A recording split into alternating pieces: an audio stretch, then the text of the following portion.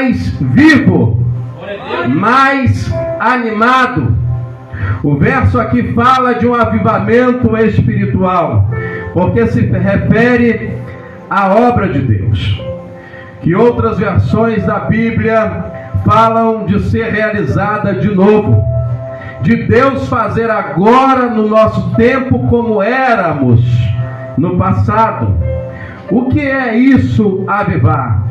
É aquela ação que acontece conosco quando somos restaurados, aquele ânimo espiritual do começo, e ficamos em vista do que estamos hoje, mais forte, mais intenso, mais ativos, mais avivados. Mas preste atenção, isso só pode ser experimentado por quem já se tornou crente em Jesus, que já nasceu de novo e que já recebeu Jesus como seu Salvador. Se você ainda não passou ainda por isso, se ainda não tem Jesus dirigindo a sua vida, então seu caso não é de avivamento espiritual. Você está como aquele palito de fósforo no seu estado natural. Você nunca provou, às vezes, do fogo de Deus. Na sua vida nunca experimentou da luz, nem do calor da presença de Deus. Você ainda não se entregou a Jesus, não crê no Filho de Deus, ou às vezes até aconteceu no passado, mas hoje está parado. E hoje nós estamos falando de avivamento, de reavivamento na sua vida, na nossa vida. Então você precisa clamar pela misericórdia divina para que Deus o salve. Mas se você tem já a salvação, já tem o Espírito de Deus fazendo morada em você, então o avivamento espiritual é para você, especialmente se você já não é mais fervoroso como no início, como antes. Esse é o momento de buscar avivamento espiritual.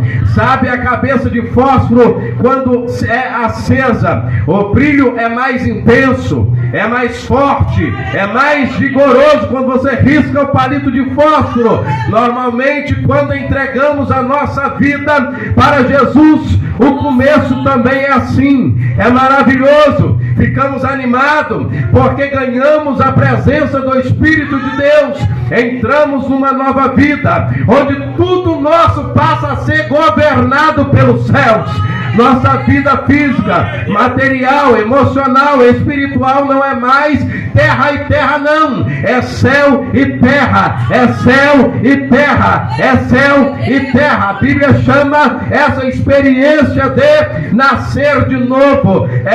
Aleluia, é uma experiência que toda pessoa precisa ter. Jesus disse que todos temos a necessidade de nascer de novo. João, no capítulo 3, versículo de 3 a 7, diz assim: Jesus respondeu a Nicodemos: na verdade te digo, que aquele que não nascer da água e do Espírito não pode entrar no reino de Deus. O que é nascido da carne é carne, o que é nascido do Espírito é Espírito.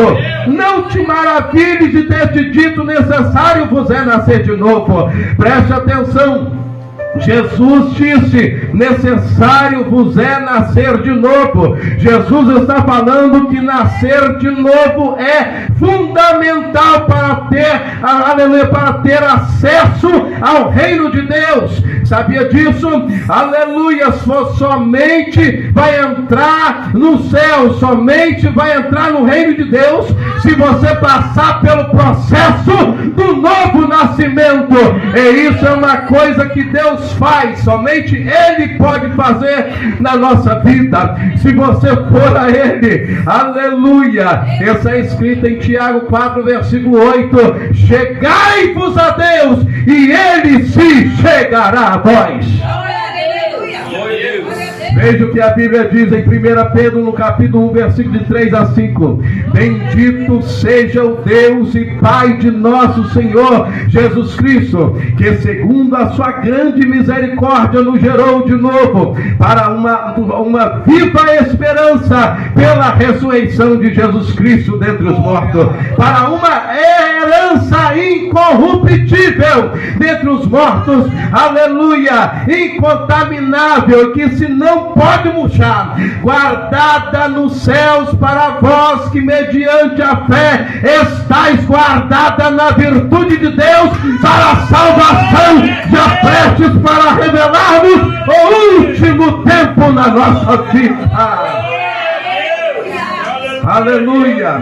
Portanto, aleluia, é quando recebemos Jesus em nosso coração que passamos a experimentar uma mudança, aleluia, em nossa vida, porque agora com o Espírito Santo dentro de nós, Deus, aleluia, o poder do pecado está quebrado e os desejos e as nossas atitudes começam a se alinhar com a vontade de Deus.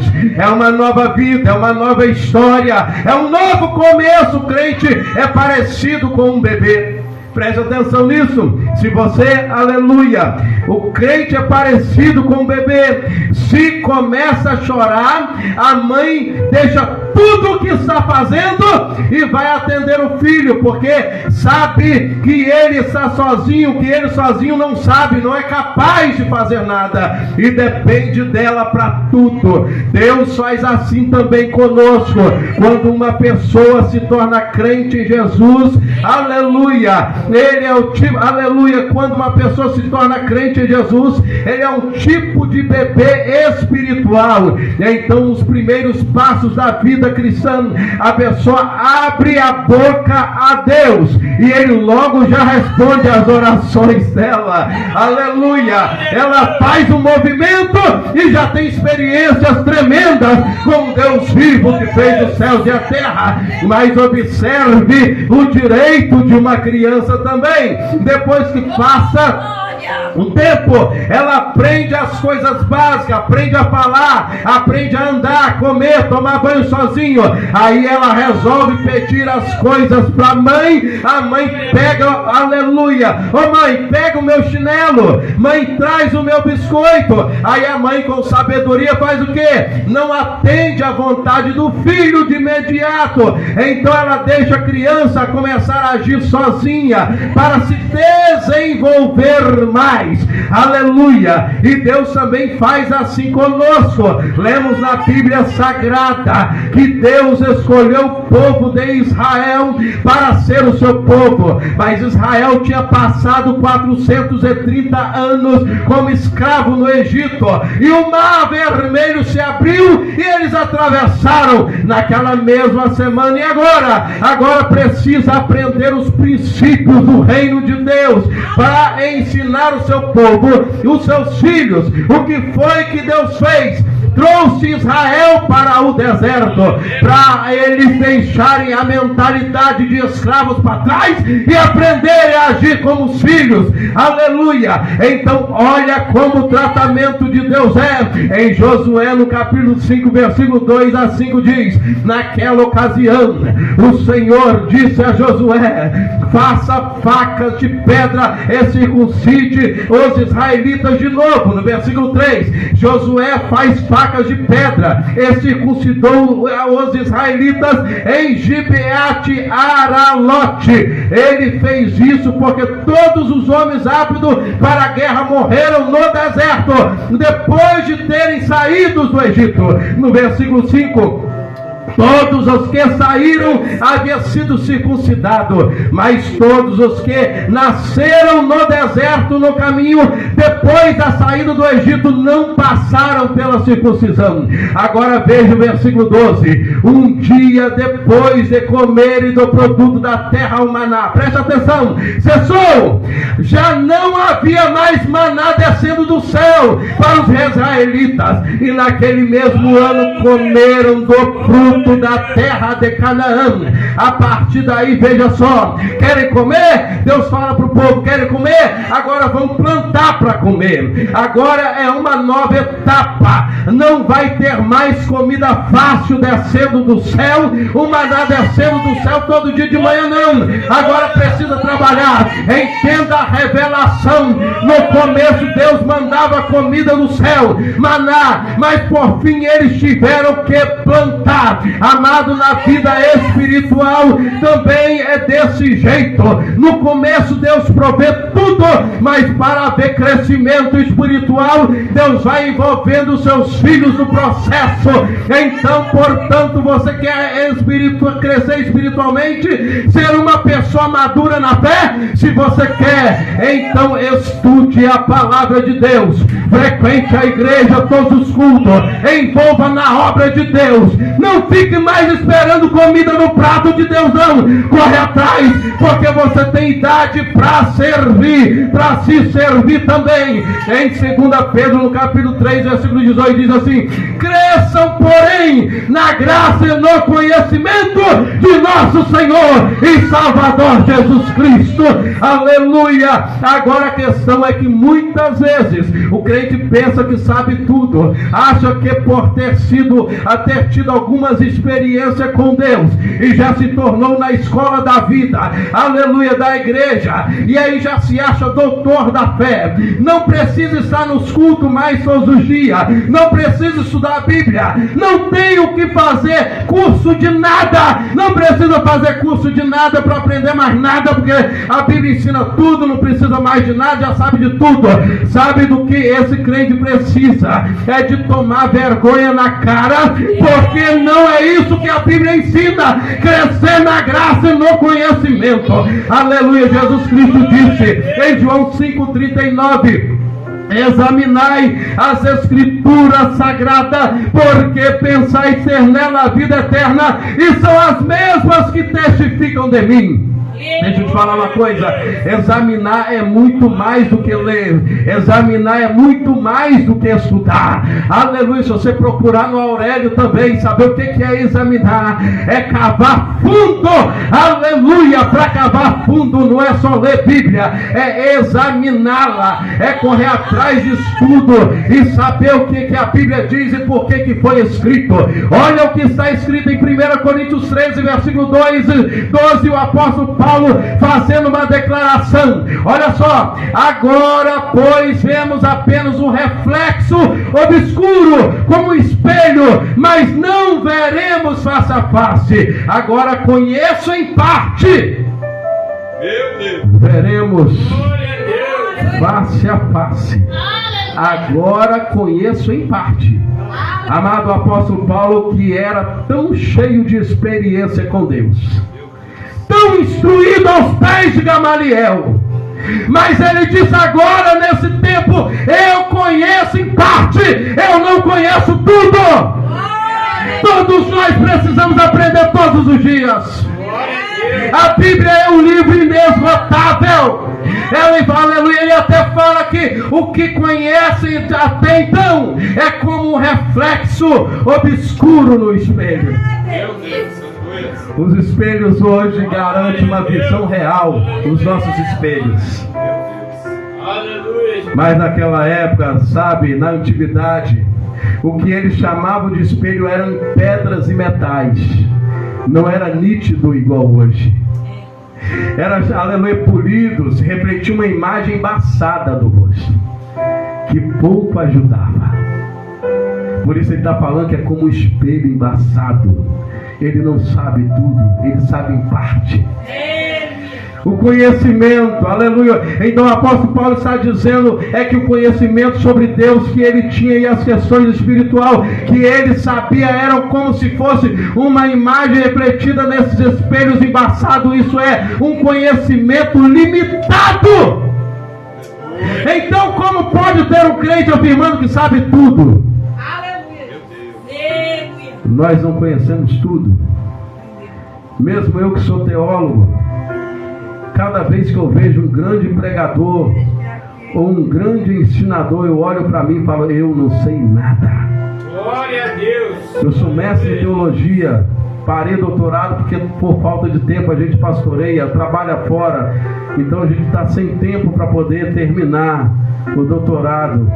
Mas eu, quando vejo grandes pregadores e ensinadores, eu olho para dentro de mim e falo: eu não sei nada.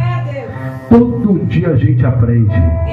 Meu irmão, se você é daqueles que acha que não precisa fazer estudo bíblico, que não precisa participar das reuniões da igreja, então segura, porque Deus manda eu dizer nessa noite que você está equivocado. É um atrevimento você deixar passar as oportunidades de aumentar a sua fé e seu conhecimento de Deus, porque o livro do profeta Oséias 6:3 está escrito: conheçamos e prossigamos em conhecer, aleluia, ao Senhor. A sua saída é como a alva, é certa, e Ele nos virá como chuva seródia que rega a terra. O profeta Oséias chama o povo a procurar conhecimento do Senhor. Ele faz uma comparação interessante, aleluia, entre o conhecimento e a terra regada pela chuva. Israel está localizado na Palestina e lá sempre foi muito árido. E o povo depende das chuvas para sobreviver. Porque a seca é constante, se não tem chuva, falta alimento e água para beber. A tragédia é grande. O profeta estava dizendo para o povo: sem Deus, que é a fonte das bênçãos, nós secamos, esturricados, torrados no fogo. Nós temos que buscar conhecer mais e mais a Deus, porque senão a tragédia é grande sobre a nossa vida. E o fato, irmão, o próprio Deus deseja que nós o conheçamos. Ele anseia revelar-se aos seus filhos. Deus deseja estreitar a relação conosco. Sabe o que o patriarca Jó declarou no final do seu livro, em Jó 42, versículo 5: antes eu te conhecia só por ouvir falar, mas agora eu te conheço com os meus próprios olhos, com a minha própria vida. E o profeta Abacuque está dizendo para nós, da parte de Deus: aviva, ó Senhor, a tua obra no meio dos anos, faze-a conhecida na nossa vida. Veja o que está sendo declarado. O profeta Abacuque está dizendo: aviva a tua obra no meio. É no meio, porque, amado, é justamente aí no meio que precisamos de avivamento. No começo tudo é fácil, não é no início, porque no começo tudo é novo, é maravilhoso, é novidade, o vento até sopra a nosso favor, mas lá no meio, quando o ânimo começa a esfriar na nossa vida, olha a minha colocação, na nossa vida, mas é lá no meio, aleluia, quando o ânimo começa a esfriar, quando o fervor espiritual começa a diminuir da nossa vida, meu Deus, quando a paixão por Cristo já não queima tanto como antes no peito, quando você já não ora mais como antes, quando você não participa da igreja como antes, é esse momento de dizer: Senhor, aviva a tua obra na minha vida.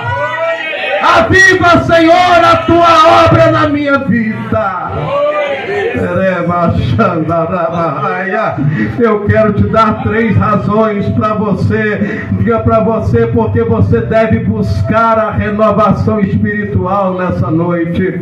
A primeira razão é a seguinte: é para evitar que a sua vida espiritual chegue à ruína. A primeira razão é para você evitar que a sua vida espiritual chegue à ruína. A Bíblia ensina que devemos vigiar e orar em Mateus 22:41. Mas nem sempre oramos e vigiamos. A Bíblia ensina também para vivermos pelo Espírito Santo, pelo Espírito, para não ficarmos satisfazendo os desejos da carne. Em Gálatas 5, versículo 16, quer dizer, há muitas coisas que estragam o nosso relacionamento com Deus. Se você ficar achando que não tem nada, mas a ficar fazendo corpo mole para o pecado, sua vida espiritual vai chegar à ruína. É por isso que precisamos da renovação espiritual, para evitar que isso aconteça na nossa vida. Precisamos pedir ao Senhor: renova. Aviva, Senhor, a tua obra na minha vida. Renova o desejo de eu orar mais, de eu buscar mais a tua presença. A segunda razão para você buscar a renovação espiritual é para que o Senhor te livre da queda. Quando você fica distraído, entretido e com as coisas que esse mundo oferece, o sexo fora do casamento, os vícios, as coisas depravadas, você pode estar a um passo do fracasso, da derrota e da desgraça espiritual. O triste é que muitas pessoas, às vezes, aleluia, só percebe a queda depois que leva o tombo. Ela fica esfriando e na fé e não percebe. Se a igreja está louvando e adorando, ela está sentada apática, bocejando, conversando com o outro, não sente mais a vontade de ir na igreja, não sente mais vontade de ler a Bíblia, não sente mais vontade de orar, não sabe mais o que é entregar dízimo, não quer fazer mais nada na obra de Deus. O que você acha que tem ali na frente, no caminho dessa pessoa? Tem um texto na Bíblia que nos adverte contra a queda em 1 Coríntios 10:12. É aquele que julga estar firme. Cuide-se para que não caia. Não julgue os outros. Não olhe para os outros. Olhe para si próprio.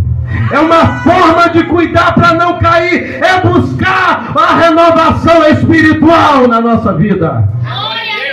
Talvez alguém aqui já está caído, sofreu uma queda espiritual. Eu quero declarar com voz profética, na autoridade do nome de Jesus: o diabo não vai, levanta a mão, eu vou profetizar sobre a sua vida. O diabo não vai festejar a sua queda, porque você vai se levantar. O Senhor vai renovar as suas forças nessa noite, em nome de Jesus.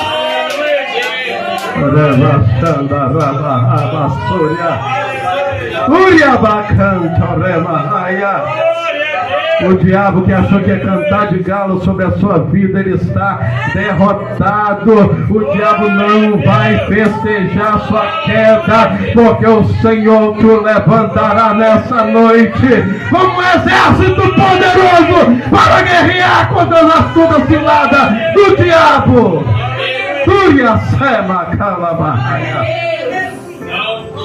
E a terceira razão para você buscar a renovação espiritual é para você não negociar com o pecado. É muito fácil para qualquer pessoa a vontade de ter as coisas, na vontade de ter prazer, na vontade de ganhar e se dar bem na vida. É muito fácil para qualquer pessoa negociar com o pecado para ganhar um dinheiro. Se para trabalhar embarcado precisa enfrentar a carteira, precisa esquentar a carteira, então faz negócio, esquenta a carteira. Se é para fazer a festinha de aniversário que vai arrebentar a boca do balão com música profana, alcoólica, serve-se bebida alcoólica, se para conquistar a mulher tem que transar com ela, ou o homem, faz negócio. Negociar com o pecado virou uma prática nos dias que nós vivemos. Uma prática comum, infelizmente. Você que está me ouvindo na internet, infelizmente é a grande realidade.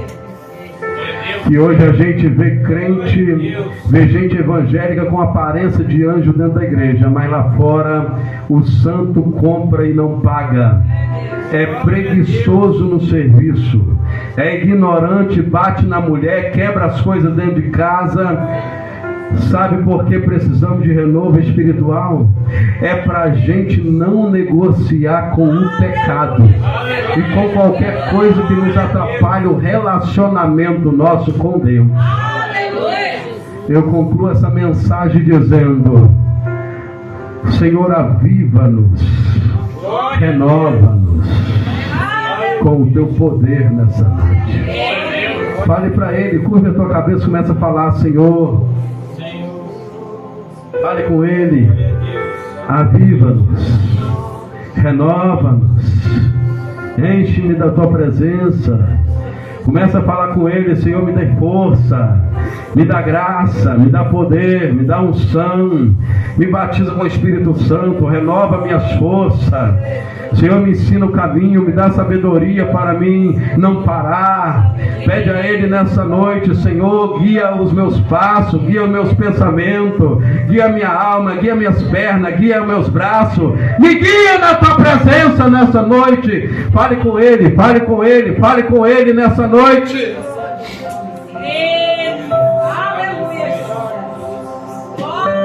Fale com Ele nessa noite.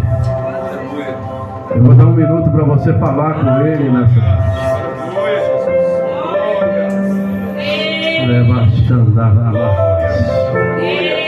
Renova a tua igreja, Senhor.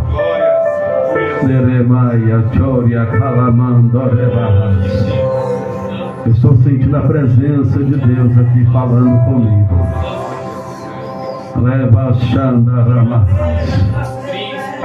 Essa mensagem falou comigo nessa noite. Eu creio que falou com você também nessa noite. Todos nós precisamos de um renovo espiritual. Nós precisamos das misericórdias do Senhor em todo o tempo.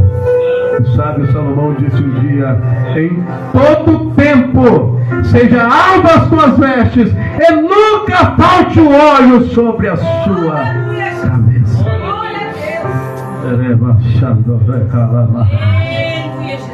Sinta a presença de Deus nessa noite.